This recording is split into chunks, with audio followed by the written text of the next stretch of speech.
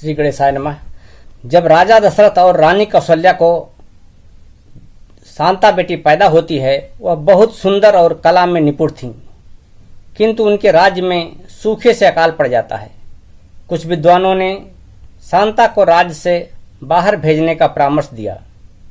उसी समय कौशल्या की बड़ी बहन वर्षणी अपने पति रोमपद के साथ अयोध्या आती हैं। उनको कोई संतान नहीं थी। शांता को देखकर उन्होंने हंसी हंसी में कहा, जब भी मुझे संतान हो शांता जैसी हो, अन्यथा न हो। यह सुनकर राजा दशरथ उन्हें शांता को गोद दे देते हैं।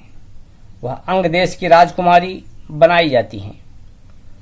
एक भूखे ब्राह्मण के श्राप से अंग देश में सूखा पड़ जाता है। श्रृंगी ऋषि के पिता को भिमंडक को छोड़कर जब उर्वशी अप्सरा चली जाती हैं,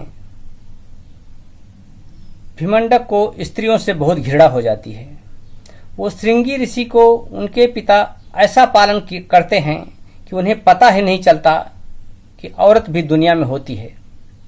किसी तरह वैश्याओं की मदद से छल पूर्वक श्रृंगी ऋषि को लाया जाता है। वे अंग देश में यज्ञ कराते हैं और पर्याप्त वर्षा होती है। राजा रोमपद खुश होकर शांता का विवाह श्रृंगी ऋषि से कर देते हैं। आगे का कविता हम सुनिए। श्री गणेशाय नमः। हे देवी शांता, आपकी स्तुति हम ऊंचे स्वर में गाते हैं। राम की बड़ी बहन है वो, दुनिया को बतलाते हैं। हे देवी शांता, आपकी स्तुति हम ऊंचे स्वर में गाते हैं। दशरथ कौशल्या की बेटी शांता नाम से जन्म हुआ। सुशील सुंदर बहुत थीं वे, पर देश में सूखा अकाल हुआ। कौशल्या की बड़ी बहन वर्षणी, पति रोमपद को संतान न हुई।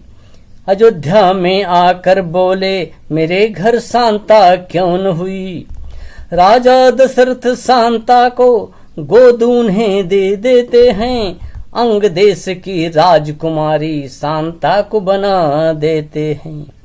शांता से लाड़ प्यार में व्यस्त रोमपद ब्राह्मण भिक्षा नहीं दिए। भूखे ब्राह्मण ने नाराज होकर सूखा पड़ने का श्राप दिए। सूखा निवारण के खातिर श्रृंगी ऋषि ने हवन किया।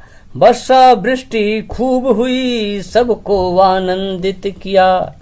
राजा ने खुश होकर उनको शांता बेटी का कन्या दान किया। श्रृंगी शांता से पैदा होकर सेंगर राजपूत कहलाते हैं।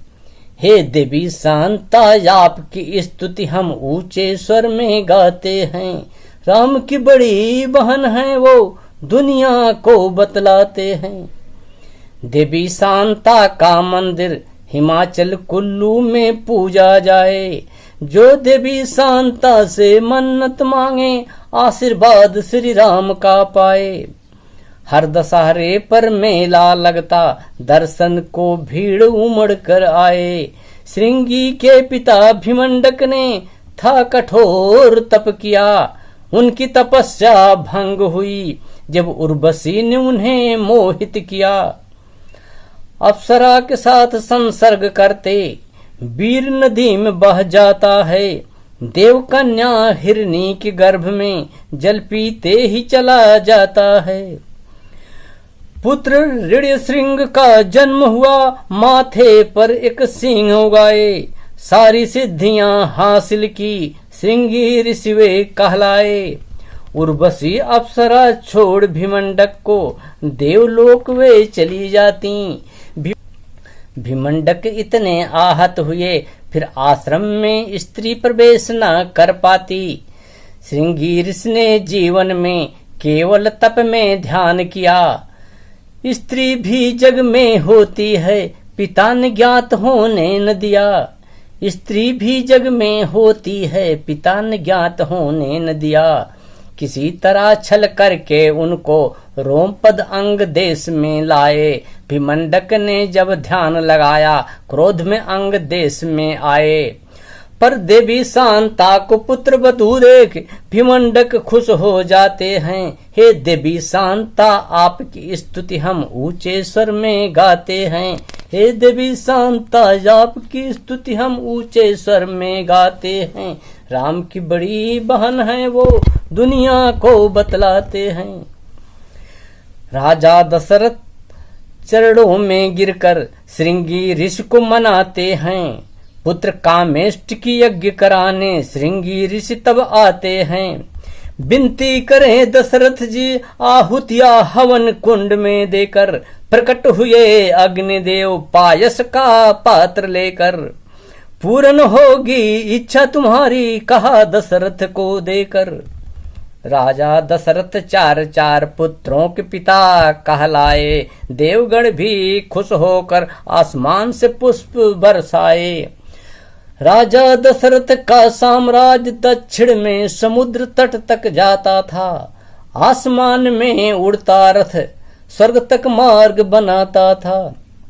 राजा दशरथ का साम्राज्य दक्षिण में समुद्र तट तक जाता था।